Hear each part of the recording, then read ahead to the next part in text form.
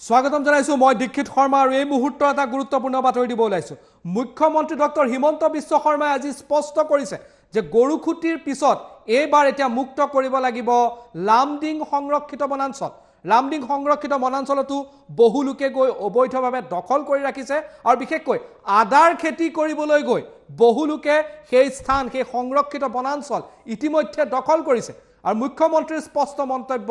গৰুখুটিৰ পিছত এইবাৰ মুক্ত কৰিব লাগিব লামডিং সংৰক্ষিত বনাঞ্চল ইয়াৰ বাবে মাইনৰিটি অৰ্থাৎ সংখ্যালঘু ছাত্ৰ সংগঠনৰ সৈতে আলোচনা হৈছে আৰু আলোচনাৰ মাধ্যমেৰে যদি সকলো কথা বতৰা ঠিক হৈ যায় তেতিয়া হলে খুবেই ভাল এই মুহূৰ্তৰ এই গুৰুত্বপূৰ্ণ বাতৰিটোৰ বিগ ব্ৰেকিং নিউজটো আমি আপোনালোকক জনাই আছো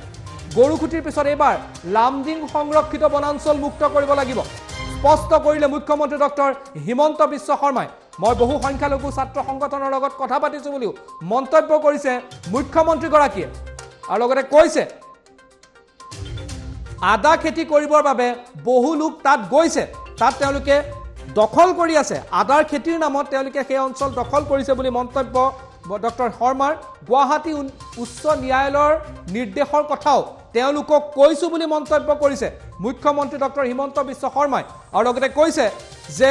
যদি আৰক্ষী যায় তেতিয়াহলে সৰু এটা ঘটনাও বাওপন্থীসকলে ডাঙৰ কৰি পেলাব হেগতিকে যাতে এনে পৰিস্থিতি নহয় সেইবাবে সংখ্যালঘু ছাত্ৰ সংগঠনসমূহৰ সৈতে কথা বতৰা পাতি তেওঁলোকক গৈ কথাটো বুজাব লাগে বুলিও মন্তব্য কৰিছে আৰু কৈছে যে সংখ্যালঘু ছাত্ৰ সংগঠনৰ সৈতে কথা পতা হৈছে ভূমিহীন লোক যদি তাত কোনো আছে তেওঁলোকে নিজৰ জিলাত আবেদন কৰিব পাৰিব লামডিং সংৰক্ষিত বনাঞ্চলত যিসকল গৈ আছে গৈ তেওঁলোকৰ মাজত যদি কোনোবা ভূমিহীন আছে তেওঁলোকে নিজৰ স্থানত গৈ বা নিজৰ জিলাত গৈ যি জিলাৰ তেওঁলোক বাসিন্দা হয় সেই জিলাত গৈ আবেদন কৰিব পাৰিব কিন্তু এবাৰ গৰুখুটিৰ পিছত মুক্ত কৰিব লাগিব লামডিং সংৰক্ষিত বনাঞ্চল এই কথা স্পষ্ট কৰিলে মুখ্যমন্ত্ৰী ডক্টৰ হিমন্ত বিশ্ব শৰ্মাই গৰুখুটিৰ পিছত এবাৰ লামডিং সংৰক্ষিত বনাঞ্চল মুক্ত কৰাৰ কথা মুখ্যমন্ত্ৰী ডক্টৰ শৰ্মাৰ ফালৰ পৰা স্পষ্ট কৰা হৈছে কি মন্তব্য কৰিলে ডক্টৰ শৰ্মাই মন্তব্য আগবঢ়াইছে Garukhuti we need to clean Lamding forest but we are talking amicably if it can be happen with through proper discussion and I met most of the minority leaders and requested them ki bhai if police goes there will be even if small things people involved particularly my left friend will exaggerate it so why not you go and explain them in Gurukhuti also we did counseling and it was mostly a consensus eviction only few PFI people came and created that trouble otherwise we have a discussion prior that rounds of discussion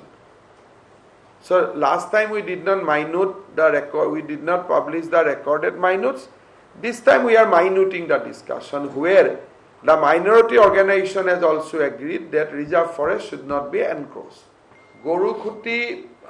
mostly eviction is completed few evictions are pending few houses so we are counseling the concerned people that let us not send police you go on your own I think that is going on we also want to appeal to the people who are in Lamding Reserve Forest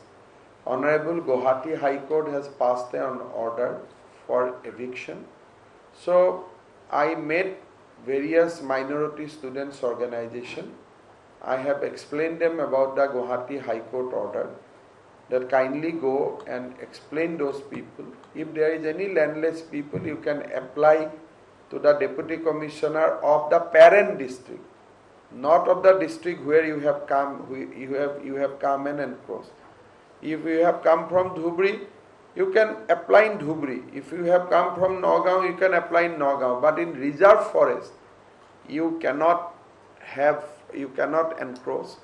we have to comply with that high court order but before doing eviction I am meeting the people and I have been told that already 150 families has left the forest on their own basically আমি লামডিঙটো যেটো গম পাইছো আদাৰ খেতি কৰিবৰ কাৰণে মানুহবিলাক আহিছে আৰু ফৰেষ্টত বহুত ডাঙৰ আদা খেতি কৰি তেওঁলোক তাতে বহি লৈছে and backed by 3-4 big traders. So এইকাৰণে এই কথাবিলাক এতিয়া লাহে লাহে গম পায়।